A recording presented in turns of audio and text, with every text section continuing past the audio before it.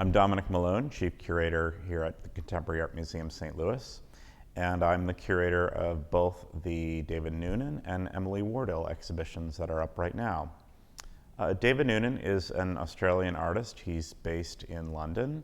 He was born in 1969, and he's best known for work that features images that are transferred onto various fabrics, and these images are taken from different books, there's sort of it provides a history of an alternative form of theater, experimental theater, or theater in which people are sort of engaged in activities for educational purposes, typically from the 60s and 1970s or 1980s, but it's always very difficult to determine. He really likes to keep the material that he uses very, a bit anonymous, a bit hard to place. And so the images that he creates are often very mysterious, often very strange.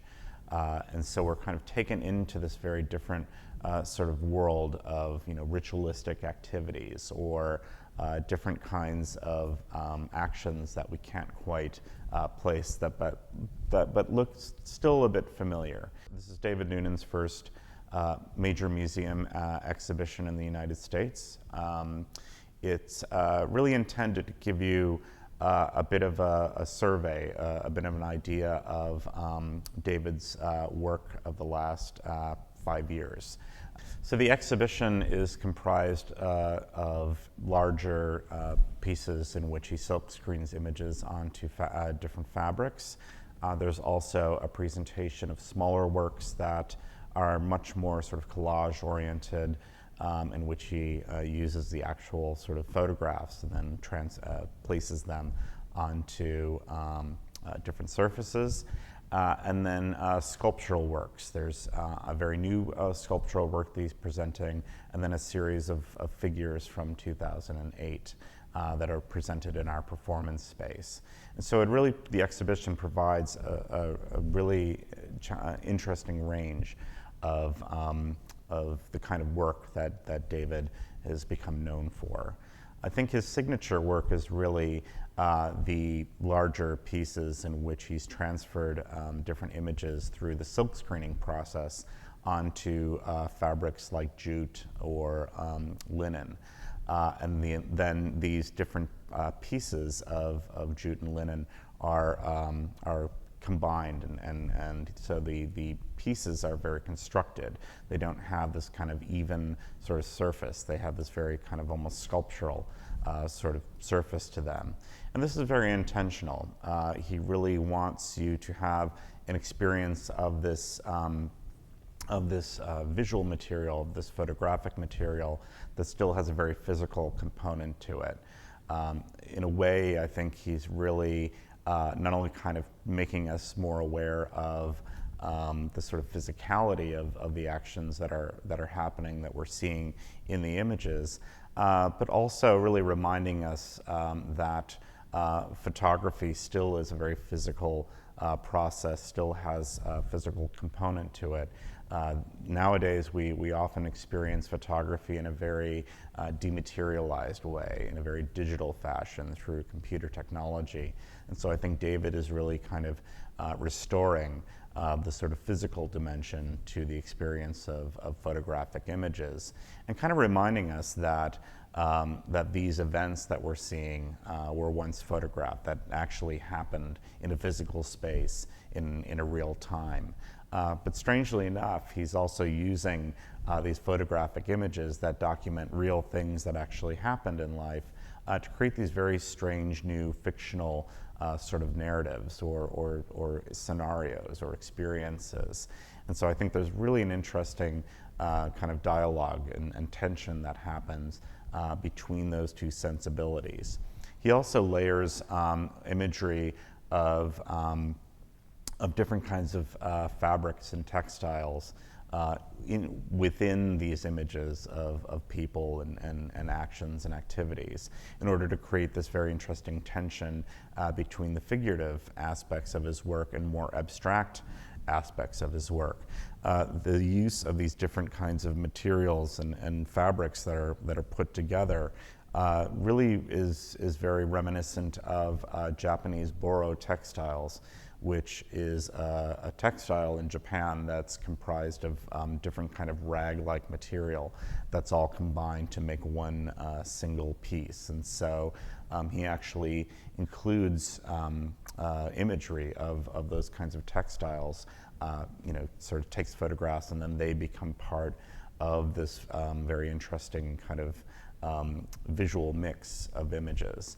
That visual mix actually also really kind of relates in an interesting way to the cinema and film, in the way that a lot of films that we see, directors kind of layer images to create new stories or create new relationships between characters or characters and locations.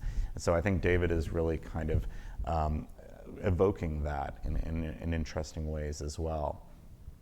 His work, I think, has a very interesting dialogue with someone like Andy Warhol.